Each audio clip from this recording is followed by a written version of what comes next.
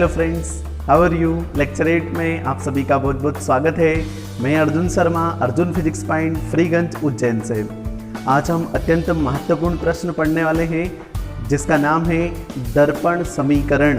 तो क्वेश्चन में रिपीट कर रहा हूँ, आप स्क्रीन पर एक बार अच्छे से क्वेश्चन को पढ़िए कि दर्पण सूत्र किसे कहते हैं। अवतल दर्पण के लिए दर्पण समीकरण को सिद्ध करके बताना है। किसको सिद्ध करके बताना है? दर्पण समीकरण को सिद्ध करके बताना है, सूत्र को सिद्ध करके बताना है। तो दर्पण सूत्र क्या है? देखिए दोस्तों, 1/f = 1/u + 1/v। थोड़ी प्रारंभिक जानकारी हमें चाहिए, देखना ध्यान से। f क्या होता है? f होता है फोकस की दूरी होती है। u क्या होता है? u होती है वस्तु की दूरी। और v क्या होता है? प्रतिबिंब की दूरी। तो आपको ध्यान से समझना है, f मतलब क्या? फोकस दूरी। f से लगा के p मतलब समस्त दूरियां कहां से नापी जाती है? दर्पण के ध्रुव से नापी जाती है। तो आप ध्यान रखिएगा, f मतलब क्या होता है? फोकस दूरी होती है। स्मॉल u बराबर क्या होता है? प्रतिबिंब वस्तु की दूरी, जहां पर वस्तु रखी रहती है वहां से लगा के p तक की दूरी। v क्या होता है? प्रतिबिंब की दूरी। अब प्रतिबिंब क्या होता है? जहां प्रतिबिंब बनता है वहां से लगा के p तक की दूरी को प्रतिबिंब की दूरी बोलते हैं। ठीक है, देखो दर्पण सूत्र या दर्पण समीकरण किसे कहते हैं, उसकी परिभाषा देखिए ध्यान से। तो क्या बोलेंगे कि गोलीय दर्पण के लिए फोकस दूरी स्मॉल f। क्या बोला? गोलीय दर्पण के लिए फोकस दूरी स्मॉल f। फिर क्या बोला? वस्तु की दूरी स्मॉल u। फिर क्या बोला? प्रतिबिंब की दूरी स्मॉल v। ये तीनों चीज बताइए अभी। फोकस की दूरी f, वस्तु की दूरी u, प्रतिबिंब की दूरी v में संबंध दर्शाने वाले समीकरण को दर्पण समीकरण या दर्पण सूत्र कहते हैं। देखिए स्क्रीन पर आपके बीच में है। क्या बोला कि गोलीय दर्पण के लिए फोकस दूरी स्मॉल m, वस्तु की दूरी स्मॉल u, प्रतिबिंब की दूरी स्मॉल v में संबंध दर्शाने वाले समीकरण को दर्पण समीकरण कहते हैं। ठीक है, ये इसकी परिभाषा है दोस्तों। अब अपन इसकी उत्पत्ति करेंगे। देखिए ध्यान से, हमें पता है कि यहाँ पे क्या होता है, ये दर्पण का कोई केंद्र है तो ये क्या होगा? वक्रता केंद्र। ये कौन है? तो बोले फोकस है। और ये क्या है? ध्रुव है। ठीक है, तो कोई भी वस्तु हम ले लेते हैं एक। मान लो ये कोई वस्तु है, वस्तु का नाम है ए बी। ये कौन है? वस्तु है। कौन है? वस्तु। मान लो ये वस्तु है, अनंत और वक्रता केंद्र के बीच में रखी हुई है। देखना ध्यान से, यहां से कोई प्रकाश की किरण मुख्य अक्ष के समांतर चलती है। ये यहां से कोई प्रकाश की किरण मुख्य अक्ष के समांतर चली और दर्पण से टकराकर कहां से होती हुई जाती है? फोकस से होती हुई जाती है। ये हमारा नियम है। जब कोई प्रकाश की किरण मुख्य अक्ष के समांतर चलती है तो दर्पण से टकराकर फोकस से होती हुई निकल जाती है। ठीक है, देखना ध्यान से, कभी भी प्रतिबिंब एक किरण से नहीं बनता है, प्रतिबिंब दो किरणों से बनता है। देखना ध्यान से, अब दूसरी किरण यहां से आएगी तो जब भी कोई प्रकाश की किरण वक्रता केंद्र से होती हुई आती है और तो दर्पण से टकराती है और दर्पण से टकराकर वापस क्या हो जाती है? पुनः उसी मार्ग में लौट जाती है। ठीक है, क्योंकि अभिलंब पे टकरा रही है। ये दोनों जहां पे ये वाली लाइन, ये वाली किरण और ये वाली किरण जहां पर इंटरसेक्ट करती है, टकराती है, वहां इसका प्रतिबिंब बनता है। वो प्रतिबिंब क्या बनता है? उल्टा प्रतिबिंब बनता है। देखना ये वाला, तो ये ए बी है तो उल्टा बनेगा ए डैश बी डैश। ये क्या बना है? प्रतिबिंब बना है। क्या बना है? प्रतिबिंब बना है। किसका प्रतिबिंब बना है? वस्तु का प्रतिबिंब बना है। अब समस्त दूरियां कहां से नापते हैं? दर्पण के ध्रुव से नापते हैं। तो एक एक करके हम सारी दूरियां नापेंगे। यहां पे अपन नहीं लिखेंगे, नहीं तो डायग्राम हमें अच्छा नहीं लगेगा, इसलिए मेजर करके ऐसे अपन चलेंगे। तो ये फोकस की दूरी यहां तक है और ये ध्रुव है, तो समस्त दूरियां कहां से नापेंगे? ध्रुव से नापेंगे। तो ये कौन सी दूरी हो जाएगी? फोकस की दूरी हो जाएगी। तो फोकस की दूरी क्या होती है? स्मॉल f होती है। ठीक है, ये क्या है? प्रतिबिंब है, तो प्रतिबिंब यहां तक है, तो प्रतिबिंब कहां तक? फोकस तक की दूरी कितनी हो जाएगी? तो प्रतिबिंब से ध्रुव तक की दूरी कितनी हो जाएगी? अभी हमने पढ़ा है, v बोला गया है। ये वक्रता केंद्र है, तो वक्रता केंद्र से लगा के ध्रुव तक की दूरी कितनी हो जाएगी? तो वक्रता केंद्र से लगा के ध्रुव तक की दूरी वक्रता त्रिज्या कहलाती है, जिसे कैपिटल आर से प्रदर्शित करते हैं। और ये क्या है, हमारी वस्तु है, और वस्तु से लगा के ध्रुव तक की दूरी क्या हो जाएगी, स्मॉल यू। भी हमने परिभाषा में पढ़ा भी है, क्या पढ़ा कि फोकस की दूरी स्मॉल एफ, प्रतिबिंब की दूरी स्मॉल वी और वस्तु की दूरी स्मॉल यू में संबंध दर्शाने वाले समीकरण को क्या बोलते हैं, दर्पण समीकरण बोलते हैं। अब हमने थोड़ी देर नेक्स्ट मतलब पिछले लेक्चर में चिन्ह परिपाटी पढ़ी है, तो दर्पण के ध्रुव से इधर जितने भी होंगे सब कैसे होंगे, माइनस में होंगे। तो एफ भी काय में होगा, माइनस में, क्यों, चिन्ह परिपाटी के नियम से। वी भी काय में होगा, माइनस में, आर भी माइनस में, यू भी माइनस में। ये माइनस में क्यों है, ये हमने पहले वाले वीडियो में पढ़ा है। ये क्या है, इससे इधर है, इधर कभी भी हम लेंगे तो माइनस में आएगा, उधर चलेंगे तो प्लस में आएगा, ठीक है। तो ये हमारी इसकी दूरी हो गई। अब हमारे बीच में इसका नामांकन दे रखा है, तो नामांकन ध्यान से समझिए। नामांकन में एमपीएन दे रखा है। एमपीएन क्या होता है, एक अवतल दर्पण होता है। पी क्या होता है, तो पी ध्रुव होता है। एफ क्या होता है, तो बोले फोकस होता है। फिर ए बी क्या है, तो वस्तु है। ए डेस बी डेस क्या है, वस्तु ए बी का क्या है, प्रतिबिंब है। स्मॉल यू क्या है, तो बोलेंगे वस्तु की दूरी होती है। और स्मॉल v क्या होता है, तो स्मॉल v होता है प्रतिबिंब की दूरी। और स्मॉल f क्या होता है, तो बोले फोकस की दूरी है। और कैपिटल R क्या है, ये यहाँ से लगा यहाँ तक, तो बोले वक्रता त्रिज्या है। ये हमारे बीच में नामांकन दे रखा है, ठीक है। अब हम आगे चलते हैं। तो आप लोगों को पता होगा कि समरूप त्रिभुज आप लोगों ने पढ़ा है, समरूप त्रिभुज पढ़ा है आप लोगों ने। समरूप में क्या होता है, कोई भी दो ट्राइंगल एक जैसे होते हैं तो उनकी भुजा भी आपस में एक दूसरे की क्या होती है, बराबर होती है। देखते हैं कैसे समरूप त्रिभुज की बात कर रहे हैं। तो यहां पे मैंने लिखा है समरूप त्रिभुज, कौन सा, पहले देखना ध्यान से डायग्राम में। ए बी सी समरूप है ए डैश बी डैश सी के। ये वाला और ये वाला आपस में एक जैसे दिख रहे हैं।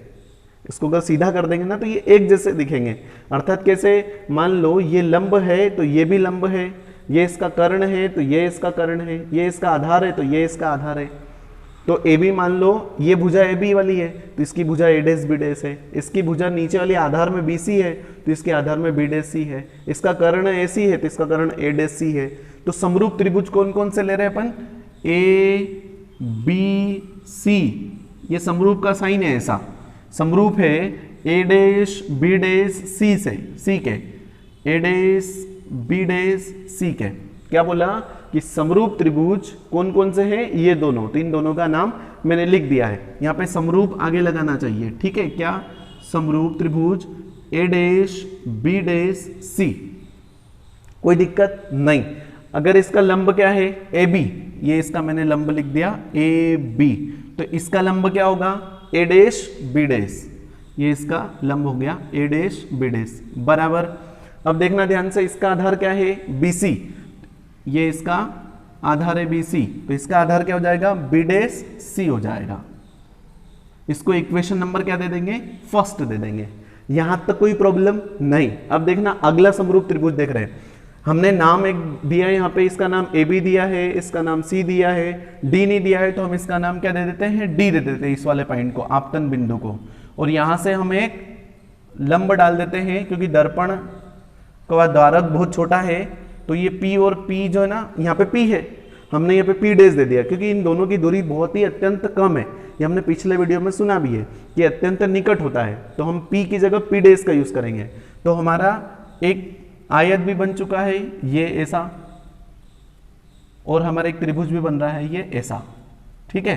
तो अगला समरूप त्रिभुज क्या होगा, डी पी डैश एफ समरूप है ए डैश बी डैश एफ के। मतलब अब ये दोनों एक दूसरे के समरूप होंगे। इसका लंब ये है तो इसका लंब ये हो जाएगा, इसका आधार ये है तो इसका आधार ये हो जाएगा, इसका कर्ण ये है तो इसका कर्ण ये हो जाएगा। तो अगला समरूप त्रिभुज, तो समरूप त्रिभुज डी पी डैश एफ समरूप है ए डैश बी डैश एफ के। देखो डी पी डैश एफ समरूप है ए डैश बी डैश एफ के। तो इसका लंब कितना है, तो डी पी डैश, इसका लंब कितना है, ए डैश बी डैश। एक मिनट,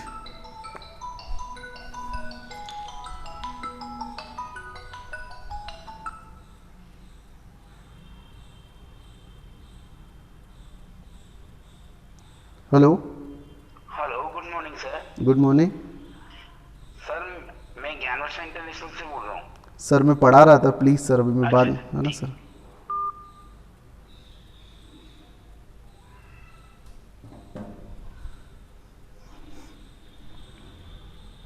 तो इसका लंब कितना है, डी पी डेस है, तो ये हमने लिख दिया डी पी डेस। तो इसका लंब कितना हो जाएगा, ए डेस बी डेस, तो ये इसका लंब हो गया ए डेस बी डेस बराबर।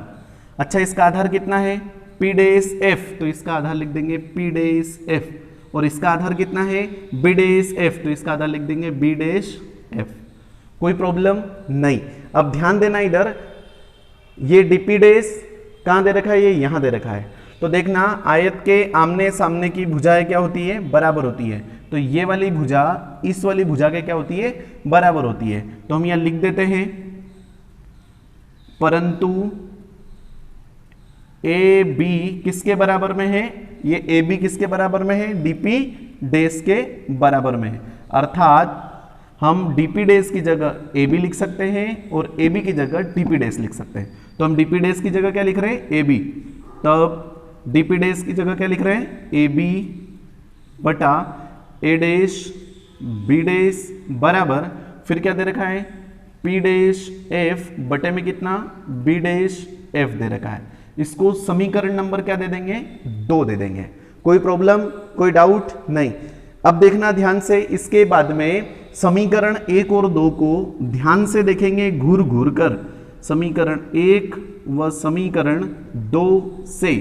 तो समीकरण 1 कहाँ है, ये री, समीकरण 2 कहाँ है, ये री। तो इसकी LHS दोनों की क्या है, समान है, A B upon A dash B dash, A B upon A dash B dash. जब LHS बराबर होती है तो RHS को भी क्या कर देंगे, बराबर कर देंगे। तो क्या आ रहा है, देखो ध्यान से, BC बटे में बी डेस सी बराबर, इधर क्या आ रहा है, पी डेस एफ बटे में बी डेस एफ आ रहा है। कोई दिक्कत नहीं। ध्यान दें, ये जो हमारे समीकरण है, ये B C upon B dash C बराबर पी डेस एफ अपॉन में बी डेस एफ दे रखा है। कोई दिक्कत नहीं। अब कुछ भी नहीं करना है, हमको थोड़ा सा देखना है कि समस्त दूरियां कहां से नापी जाती है, तो दर्पण के ध्रुव से नापी जाती है। तो BC कहां दे रखा है, ये BC यहां दे रखा है, लेकिन इसकी तो कोई दूरी दे नहीं रखी हमको।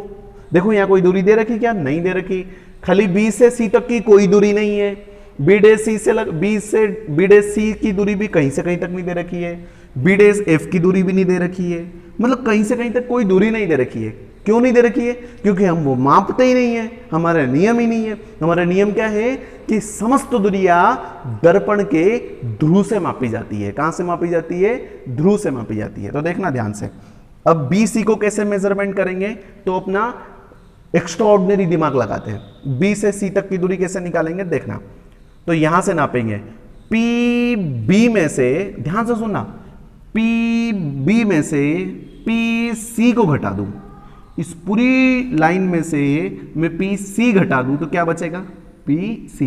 देखो राइटिंग में लिखता हूं, क्या हो रहा है, पी, हमें दूरी किसकी चाहिए, बी सी की चाहिए। तो देखना ध्यान से, पी बी में से, ये पी बी में से मैं माइनस कर देता हूं क्या, पी सी, तो ये पी सी माइनस कर दिया। अब बचेगा क्या, बी सी, तो ये बी सी हमारा। देखो सेकेंड में और समझ में आएगा, नहीं तो एक बार और समझाऊंगा।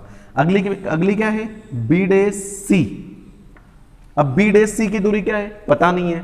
अब वापस वही रूल्स, पी सी में से पी बी डेस घटा देंगे तो बचेगा क्या, बी डेस सी बचेगा। एक बार और, पी सी में से पी बी को घटा दो तो बचेगा क्या, बी डेस सी। क्या लिखा, पी सी में से पी बी डेस घटा दो तो बचेगा क्या, बी डेस सी।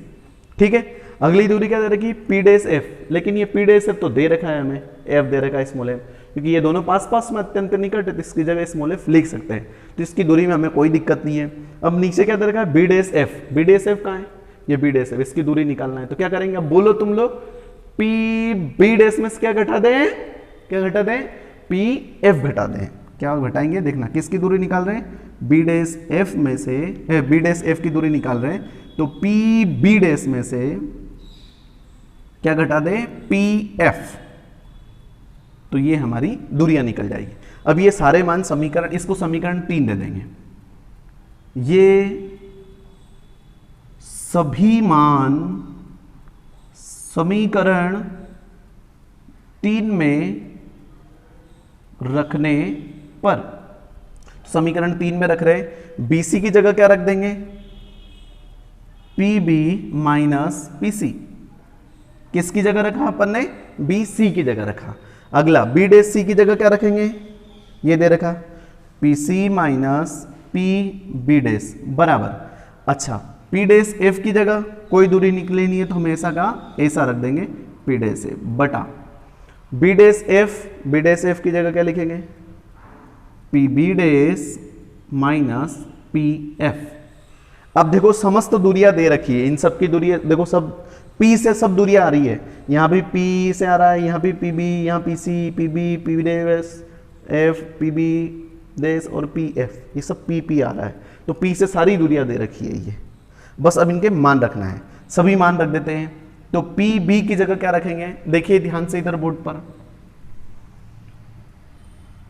एक लाइन में यहां रख देते हैं मान, तो PB की जगह क्या रखेंगे, PB कहां गया, तो P से लगा के B क्या रखेंगे, माइनस U माइनस। PC की जगह क्या रखेंगे, PC की जगह क्या है, माइनस R, तो ये पहले से माइनस है और एक और माइनस R आ गया, कोई दिक्कत नहीं, कोष्टक में बंद कर दिया। PC की दूरी क्या है, वापस लिख देंगे माइनस R, माइनस है तो माइनस। PB डैश की दूरी क्या है, तो PB डैश की दूरी कहाँ है, ये रही, इसको जगह क्या लिख देंगे, माइनस एक दे रखा है इसलिए इसको कोष्टक में लिख देंगे माइनस V, थोड़ा साफ लिख देता हूँ, ठीक है, ये माइनस V बराबर बराबर P डैश F की दूरी कितनी दे रखी है, तो माइनस F दे रखी, तो ये माइनस F बटे में P डैश की कितनी दे रखी है, तो माइनस V दे रखी है, माइनस PF की दूरी कितनी दे रखी है, तो माइनस F, माइनस है इसलिए कोष्टक लगा दिया। कुछ भी नहीं करना है, ये माइनस माइनस को प्लस कर देना है, क्योंकि हमने रूल्स पढ़ा है मैथमेटिक्स में 10वीं के अंदर, 11वीं में भी पढ़ा है, तो देखना ध्यान से, इसको ऐसा कैसा लिख रहे हैं, पूरा लिंक बना के रखना, ये माइनस U ऐसा कैसा, माइनस माइनस कितना हो जाएगा, प्लस हो जाएगा, बटे में क्या दे रखा है, माइनस R, तो ये माइनस R, माइनस माइनस क्या हो जाएगा, प्लस हो जाएगा, और V ऐसा का ऐसा, माइनस FB ऐसा का ऐसा। अब देखना बटे में क्या दे रखा है, माइनस V, और ये माइनस माइनस कितना हो जाएगा, प्लस हो जाएगा, कोई दिक्कत। अब इन दोनों का तिर्यक गुणा कर देंगे, तो क्या करेंगे, क्या लिखेंगे, तिर्यक गुणा करने पर, तो तिर्यक गुणा करेंगे तो U प्लस R का तिर्यक गुणा किस में करेंगे, इसमें ऐसे होता है तिर्यक गुणा क्रॉस में, तो माइनस VF, ये इसके साथ गुणा हो गया, अब इसका इसके साथ गुणा करेंगे तो बराबर माइनस F गुणा होगा माइनस R प्लस V, कोई दिक्कत नहीं। अब कुछ भी नहीं करना है, इनका कोष्टकों का गुणा करना है, किसका करना है, कोष्टकों का गुणा, तो U का गुणा V में करेंगे, तो U का गुणा V में करेंगे तो कितना आएगा, UV, माइनस माइनस कितना हो जाएगा, प्लस, ठीक है, ये माइनस माइनस क्या हो गया, प्लस, माइनस U का गुणा प्लस F में करेंगे तो माइनस प्लस माइनस, U का गुणा F में करेंगे तो UF, इसका केस खत्म हो गया। अब कौन बच रहा है, R का गुणा इसके साथ करेंगे तो माइनस प्लस माइनस, R का गुणा V में करेंगे तो RV, प्लस का गुणा प्लस में करेंगे तो प्लस, R का गुणा F में करेंगे तो RF बराबर, समझ में आ रहा है कोष्टकों को गुणा। देखिए आगे, माइनस का गुणा माइनस में करेंगे तो प्लस, और R का गुणा F में करेंगे तो RF, माइनस का प्लस में करेंगे तो माइनस, और F का गुणा V में करेंगे तो FV, कोई दिक्कत, कोई डाउट। एक बार और ध्यान से समझना, माइनस U का गुणा माइनस V में करा तो माइनस माइनस तो प्लस हो गया, U का V में करा तो UV, माइनस का गुणा प्लस में करा तो माइनस प्लस माइनस, U का गुणा F में करा तो UF, फिर इसका प्लस माइनस तो माइनस, प्लस माइनस का करा तो माइनस, R का गुणा V में करा तो RV, प्लस का गुणा प्लस में करा तो प्लस, R का गुणा F में करा तो RF बराबर बराबर, माइनस F का गुणा माइनस R में करेंगे तो पहले माइनस माइनस प्लस, और इन दोनों का गुणा करेंगे तो RF, फिर माइनस का गुणा प्लस में करेंगे तो माइनस, और F का गुणा V में करेंगे तो FV, कोई दिक्कत नहीं। देखो इधर RF प्लस में है, उधर भी RF प्लस में, इधर लाएंगे RF को तो माइनस का हो जाएगा, इसलिए अच्छा कि इसको कैंसिल कर दो, ठीक है। बचा क्या, यू वी ऐसा कैसा माइनस यू एफ भी ऐसा कैसा। आर की जगह कुछ लिख सकते हैं, हमने कल सिद्ध करा था आर बराबर क्या होता है, क्या होता है 2f होता है ना, कल अपन ने कल के वीडियो में पढ़ा था। इसका आर की जगह क्या लिख देंगे 2f, तो क्या लिखेंगे आर की जगह 2f, किसकी जगह खाली आर की जगह, और v बचा है तो v ऐसा कैसा। इस fv को बराबर के इधर लाएंगे तो पहले माइनस का इधर क्या हो जाएगा प्लस का हो जाएगा। अब उधर कुछ नहीं बचा तो क्या करेंगे 0 लिख देंगे। अब देखना 2fv में से एक fv घटेगा कितना बचेगा, एक fv बचेगा, तो uv ऐसा कैसा माइनस uf ऐसा कैसा। इस fv में से एक fv जाएगा तो बड़ा साइन माइनस का ही रहेगा और बचेगा क्या fv। दो fv में से एक fv गया तो एक fv बचा, बराबर में कितना 0। अब कुछ नहीं करना है, uvf का भाग देने पर भाग दे देंगे तो इसमें भी uvf का भाग लगेगा, इसमें भी लगेगा, इसमें भी लगेगा, इसमें भी लगेगा, तो 0 में लगाएंगे तो 0 हो जाएगा। तो uv के बटे में क्या लिख देंगे uvf माइनस माइनस uf ऐसा का ऐसा, इसके बटे में क्या लिखेंगे uvf क्योंकि भाग लगा रहे हैं, फिर माइनस है तो माइनस fv के बटे में क्या लिख देंगे uvf बराबर में कितना 0। देखो u से क्या हो गया u कट गया, v से v कट गया, u से u कट गया, f से fb कट गया, f से f, v से v कट गया। बचा खुचा लिख देंगे, क्या बचा 1/f बचा माइनस 1/v बचा माइनस 1/u बचा, बराबर में कितना 0। ये माइनस वालों को सबको बराबर के उधर ले जाएंगे तो काई के हो जाएंगे प्लस के हो जाएंगे, तो ये उधर गए तो काई के हो जाएगा ub प्लस का और vb प्लस का, और यही दर्पण सूत्र होता है, यही हमें सिद्ध करना था। आई होप बच्चों कि आपको बहुत अच्छे से समझ में आया होगा, लेकिन फिर भी कभी समझ में नहीं आया होगा तो इस वीडियो को पॉज कर करके एक एक चीज लिख लिख के देखिए। अगर फिर भी आपको समझ में नहीं आता है तो स्क्रीन पर दिए गए नंबर पर कॉल कर ले या मैसेज करके पूछ लीजिए, लेकिन बच्चों इसको लिख लिख कर ही समझना है, ठीक है। जय श्री महाकाल।